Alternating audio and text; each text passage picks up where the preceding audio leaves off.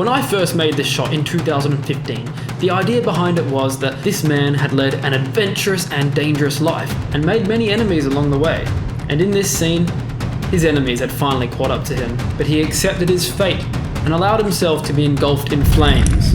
I don't think young me got the point across. And I think I knew that because the file in the hard drive is titled What?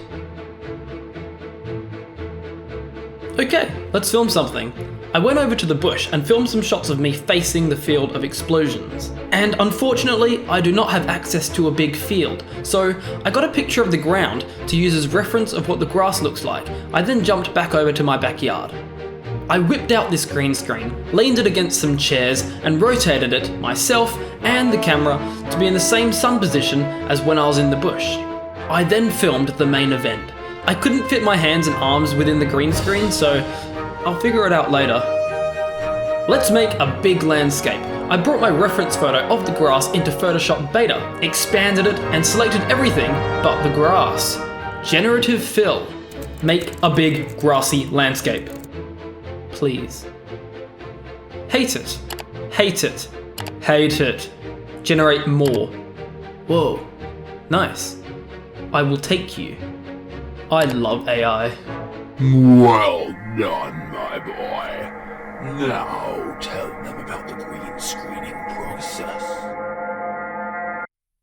In Hitfilm Pro, I was able to pull a really good green key off of my footage. This is because shooting outdoors gave me really nice even lighting on the green screen. I brought my footage into Runway AI so I could use it to rotoscope my hands and arms. Oh. It sucks. I opened up my footage in Mocha Pro, grabbing the magnetic spline tool and drawing around my hands and arm. It worked quite well and went really quick, which has hypothetically allowed me to stay sane for another few days.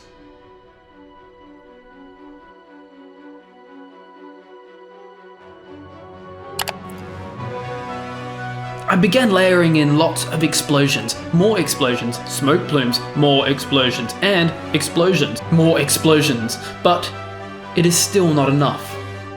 Just like me. I hit a point where I had spent hours working on this one shot trying to craft the look I wanted, but it just wasn't turning out right. It looked off. But I had all of these sticky notes telling me to keep adding stuff, and my brain just kept saying, more explosions, more explosions, more explosions. You think this is acceptable? More explosions, more explosions. Add some shockwaves, add some dust waves, and more explosions. I just think we should figure out how to make one look good and then apply it to all of them. Are you talking back to me? No sir, I'm not. Who No. do you think you are? I'm yawning. I'm literally yawning. Ready? Oh, more explosions, more explosions, more explosions, more explosions. I became mildly overwhelmed. What I figured out is that when it comes to making really large scale shots like this, you really have to sit down and take a little time to plan out how you want to do it and how you're going to do it. For me, I was so excited to just dive in and start piling explosions together without first figuring out how I would composite them in well and how they would edit together with the other footage with regards to the timing of the explosions. I realized that my problem was thinking that I should add heaps of glow to the explosions themselves. But then I came to the conclusion that these explosion assets were literally filmed at daytime against the blue sky, so really, I shouldn't be adding much glow at all. I corrected the glow, piled up the explosions. I masked off the bottom of each explosion and gave it lots of feather so it could blend in with the ground and get rid of that yucky harsh edge. I pre-composed all the explosions together, separating them into background, midground and foreground explosions, so I could color correct them differently. I added a tint effect to each layer, selecting the sky and ground colors, then gave the background explosions and smoke a bit of tint to make them appear to be far away, then decrease the tint for each layer moving towards the camera. When packed all together, the explosions are a bit bright and vibrant, so I used curves to darken them a bit and dropped the saturation.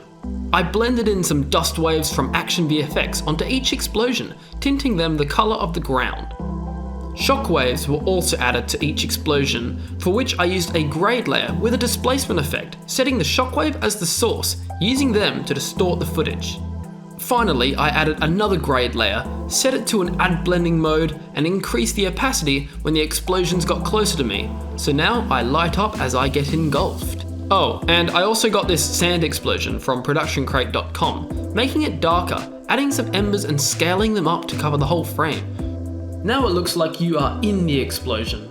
No, you are the explosion. I then went through and applied all the same effects to the other shots that I'd filmed. Okay, I needed an opening shot of a missile dropping to the ground, so I went into Blender, made this landscape, textured it using true terrain, added some trees and grass, lit it using a sky texture, matching it to the lighting of my live action footage. I got this really cool missile 3D model from productioncrate.com, bringing it into my scene and attaching it to an empty. I animated the empty to drop to the ground, then animated the missile 3D model to spin on the Z-axis. I brought in my virtual camera and attached it to the empty so it would drop with the missile. I gave the camera some noise modifiers on its rotation axes so it would wobble around a bit. Missile drop. Now, before I show you the final effect, let me set the scene for you real quick. This is a character that in Season 1, Season 2, even Season 3, you absolutely hated him. He was an arrogant coward who always put himself before others, which in turn got a lot of beloved characters killed off. But in Season 4, he lost the person closest to him. This changed him. He realised the wrongs of his ways. In Season 5, we saw his backstory. We found out that he was just a victim the whole time. Then in Season 6, his past has finally caught up with him, and he accepts his fate. Not as a good man, no, but as a man who no longer hates himself.